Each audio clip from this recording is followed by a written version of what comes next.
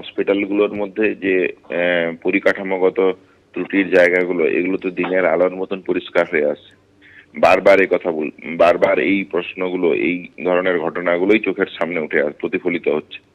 তাহলে যে কথাটা বলার সেটা হচ্ছে যে সদিচ্ছার জায়গা, পরিকাঠামো যে দ্রুত আমূল পরিবর্তন করা প্রয়োজন, এই বাস্তব কথাগুলোই আজকে আরো একবার চোখের সামনে উঠে আসছে। পরিষ্কারভাবে যে কথাটা রাখতে চাই যে অতি দ্রুততার সাথে আমূল পরিবর্তন হওয়া প্রয়োজন। যে মিটিং এর কথা আছে, সেই মিটিং এ যে শুধু এই কথা উঠবে তা নয়, আমাদের যে এমার্জেন্সি তৈরি করার যে জায়গা, এমার্জেন্সি 19 মাস ধরে যে বন্ধ আছে, সেই এমার্জেন্সি চালু করার প্রস্তাব সহ একগুচ্ছ হাসপাতাল যে পরিকাঠামোর প্রশ্ন আছে, সেই সমস্তগুলো নিয়ে আরডি স্টুডেন্ট বডি বলবে। ফলে স্বাভাবিকভাবেই এই সমস্ত বিষয়গুলো নিয়েই আমাদের যে মিটিং এর কথা আছে, সেই মিটিং এ আলোচনা হবে। সংবাদ শিরোনামে ফের আরজি কর মেডিকেল কলেজ। চিকিৎসা করাতে এসে অব্যবস্থায় প্রৌঢ়ের মৃত্যুর অভিযোগ করেছে তার পরিবার। বুকে ব্যথা, শ্বাসকষ্ট এবং নাক দিয়ে রক্ত বের হওয়ায় প্রৌঢ় বিশ্বজিৎ সামন্তকে আরজি কর হাসপাতালে নিয়ে আসা হয়েছিল।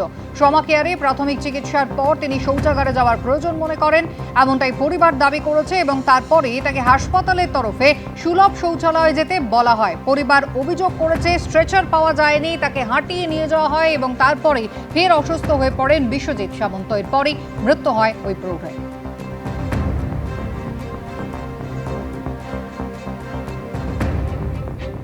বিশ্বজিৎ বাবু এখানে এসেছিলেন, তারপর কি হলো? আপনাকে এখান থেকে কেন সুলভ শৌচালয়ে যেতে হবে?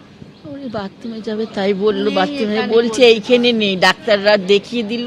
আমার ছেলে জিজ্ঞেস করছে ডাক্তারবাবু বাবা বাথরুমে যাবে, তা বলছে ওই তো ওইখানে আছে, ওখানে নিয়ে যায়। তাহলে একটা পেশেন্ট আছে, সে অসুস্থ, তাকে তারা ট্রিটমেন্ট করেছে, কি করে বলে যে হেঁটে হেঁটে সেখানে বাথরুমে নিয়ে যেতে? হ্যাঁ, এটা তো নিচয় পেশেন্টদের জন্য তো একটা নিচয় বাথরুম করা দরকার। এইগুলো দেখে না সরকার।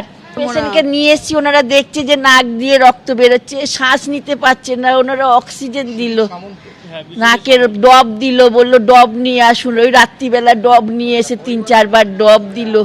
ডব দেওয়ার পর একটু রক্তটা যখন কমলো, ভাল লাগছে শরীরটা, আমি শ্বাসকার্য একটু কমছে, বলে একটু ভালো লাগছে। তখন বলছে আমাকে একটু টয়লেটে নিয়ে যাবে। ও আসতে আমি বললাম বাবা বলছে টয়লেটে যাবে, নিয়ে যা। ও বলছে ভাবি চলো। তা ও বলছে মা পয়সা দাও। ওখানে তো পয়সা দিয়ে, তা ও ডাক্তারকে বলছে ডাক্তারবাবু বাবা তো বাথরুম করবে, কোথায় নিয়ে যাব? বলে ওই তো ওই বাইরে নিয়ে যাও। তা একটা অসুস্থ মানুষ এতটাই হেঁটে গেছে, দোতলায় উঠেছে, সে কি আর থাকতে পারে? সরাসরি চলে যাব হাসপাতাল চত্বরে। আমাদের প্রতিনিধি ঝিলাম করঞ্জাই রয়েছেন আমাদের সঙ্গে। ঝিলাম, পরিবারের পক্ষ থেকে এখন কি দাবি করা হচ্ছে? হাসপাতাল কর্তৃপক্ষের কি বক্তব্য? কোনো অভিযোগ কি দায়ের হয়েছে? একদমই, তোমাকে প্রথমেই জানাবো যে এই ঘটনাকে কেন্দ্র করে হাসপাতালের কাছে লিখিত কোনো অভিযোগ এখনো দায়ের হয়নি, তেমনটাই দাবি হাসপাতাল কর্তৃপক্ষের। তবে তাদের বক্তব্য পুরো বিষয়টা তারা অত্যন্ত সিরিয়াসলি নিয়েছেন এবং তারা যেটা দেখছেন এই মুহূর্তে যে রোগীর ক্ষেত্রে তাকে যে বাইরে সুলভ শৌচালয়ে যেতে বলা হয়েছিল, সেটাই কোনো ত্রুটি বিচ্যুতি আছে কিনা, এই ট্রমা বিল্ডিংয়ে যথেষ্ট পরিমাণ টয়লেট রয়েছে, তাকে কি কারণে বাইরে যেতে বলা হলো সেই বিষয়টাও খতিয়ে দেখা হচ্ছে। হাসপাতালের বক্তব্য যে এই রোগী বিশরপাড়ার বাসিন্দা, 60 বছরের বয়স ব্যক্তি, তিনি আসেন শ্বাসকষ্টের সমস্যা এবং কার্ডিয়াক কিছু সমস্যা নিয়ে, এবং তাকে প্রাথমিকভাবে ট্রমাতে স্টেবিলাইজ করা হয়। স্টেবিলাইজ করার পর তাকে যখন রিলিজ করার সময় এসছে, তখন সেই রোগী ফের বাথরুম যেতে চান। সেই সময় উপস্থিত চিকিৎসক এবং যারা স্বাস্থ্যকর্মী ছিলেন তাদের পরামর্শেই বাইরে সুলভ শৌচালয়ে যান।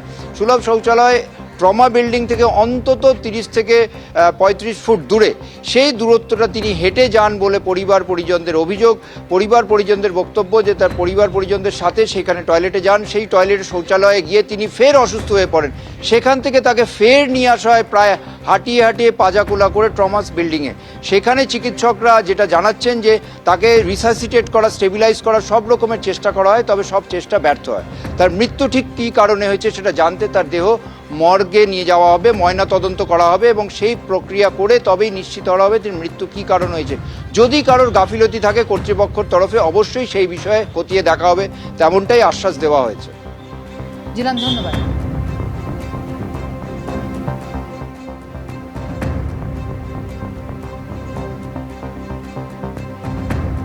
মৃত ব্যক্তির ছেলে ঠিক কি অভিযোগ করেছেন শোনাবো।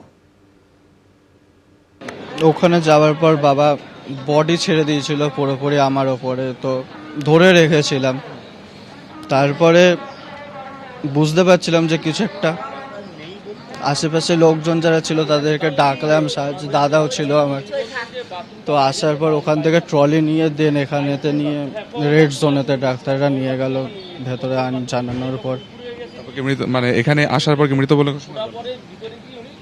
যখন এখানে আনা হয়েছিল নাক থেকে রক্ত বেরোচ্ছিল। ট্রমা কেয়ার একটা সিআইপি পুলিশ গেটের সামনে দাঁড়িয়ে আছে, আমি ওপরে দোতলা দিয়ে জানলা দিয়ে বলছি স্যার একটু আসুন না, একটু আমাদের পেশেন্টটাকে ধরুন না। পাবলিক ধরছে, উনি বলে নিচয় নিয়ে আসুন। নিচয় নিয়ে এসে আমার ছেলে টলি আনছে যে স্যার একটু তুলে দিন। পুলিশটা কিছুতেই, সিআইপি পুলিশটা কিছুতেই হাত দিল না, পাবলিক নিয়ে এসে। তাহলে কাকে ভরসা করব আমরা? আমরা তো অসহায় গরিব মানুষ। রোগী কল্যাণ সমিতির সদস্য অতীন ঘোষ তিনি কি জানিয়েছেন এই ঘটনা নিয়ে দেখুন।